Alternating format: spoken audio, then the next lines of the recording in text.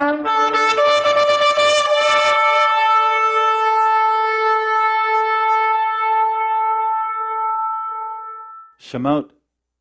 or Exodus chapter 1. Here's the story of the affliction of the sons of Israel. These are the names of the sons of Israel who went to Egypt with Jacob, each with his family: Reuben, Simeon, Levi, Judah, Issachar, Zebulun, Benjamin, Dan, and Naphtali, Gad, and Asher. The descendants of Jacob numbered 70 in all, and Joseph was already in Egypt. Now Joseph and all of his brothers and all that generation died. But the Israelites were fruitful and multiplied greatly and became exceedingly numerous, so that the land was filled with them. And then a new king who did not know about Joseph came to power in Egypt.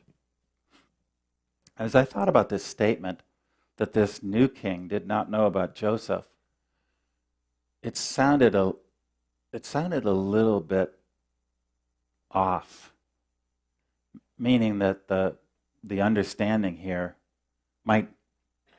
it didn't fit with the scenario that I can see of the Pharaoh not knowing the recent history of his own people. Did this new Pharaoh really not even know who Joseph was? I guess that's a possibility, but it seemed unlikely to me.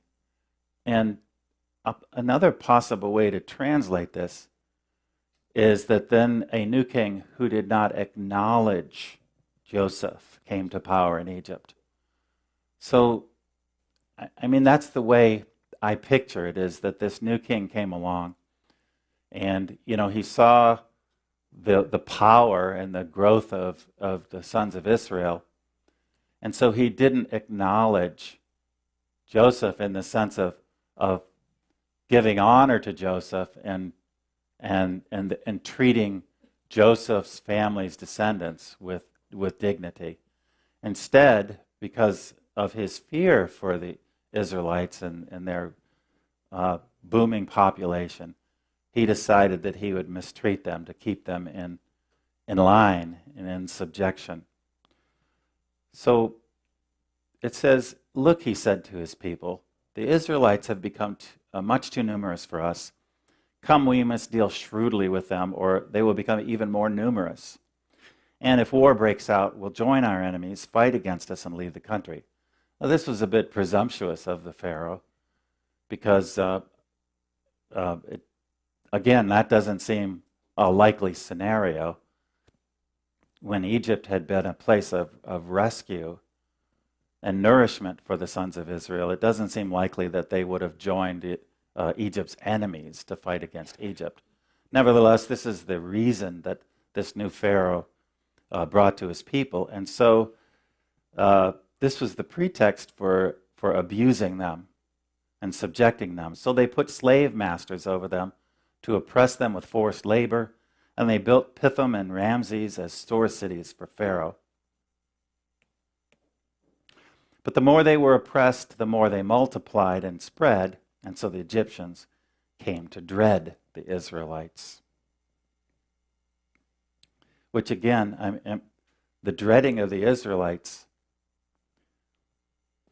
I don't know, there's just little pieces of this story that just don't make a lot of sense. It seems like this was just an excuse for getting free labor out of the Israelites.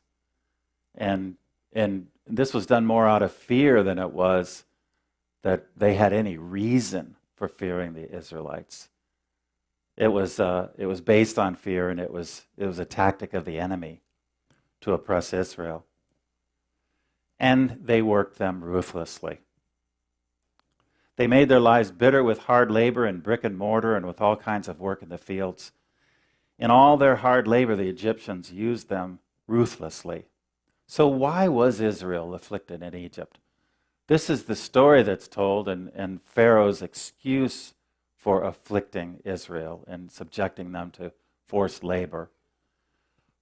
But whenever we see man at work in something,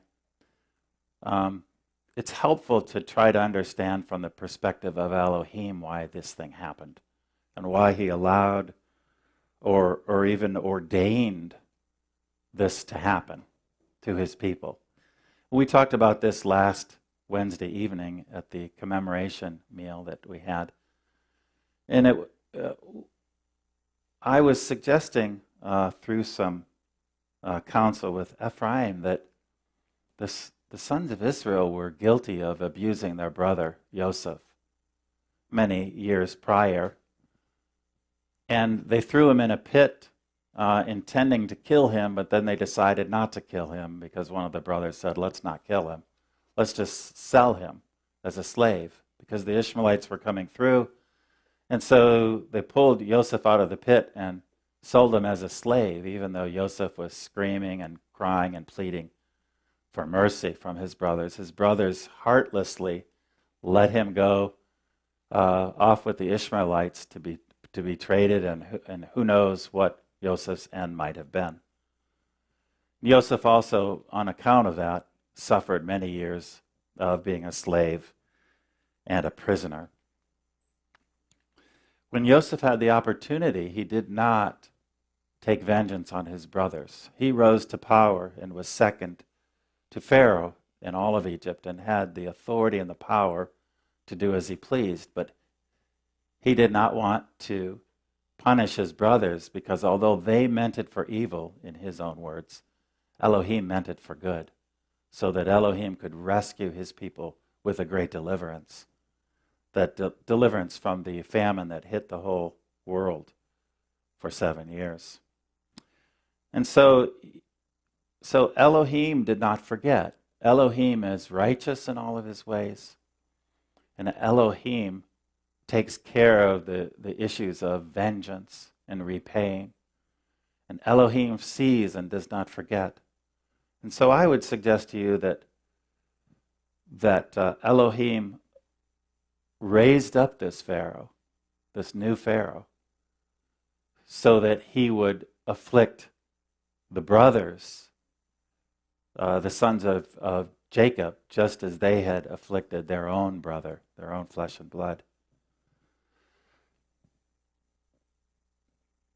Oh, and here's a word about Israel's affliction of Joseph, which I'm describing as a grievous sin. It says in Genesis 37, they hated and abused and betrayed their own brother. In chapter 42, verse 21, when the brothers had gone up to get grain, and they didn't know that they were speaking to Joseph, it says they said to one another, surely we are being punished because of our brother.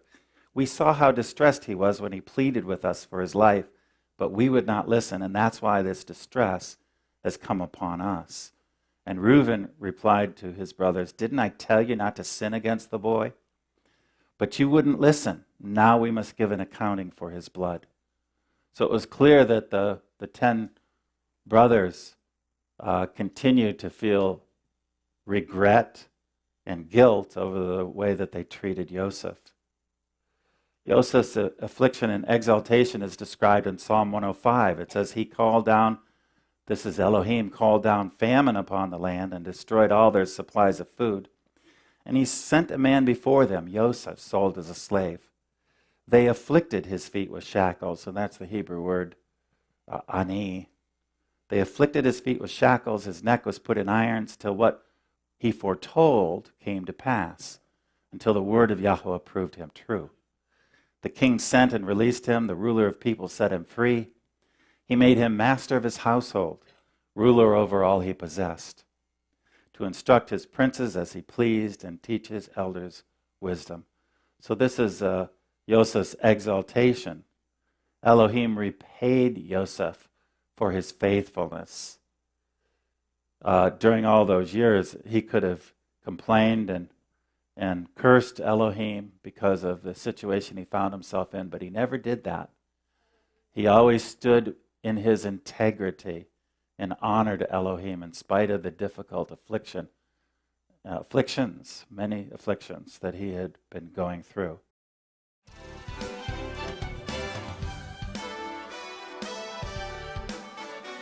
For more information, visit www.arthurbaileyministries.com or call 888-899-1479. This program is made possible through financial contributions from viewers like you. Thank you.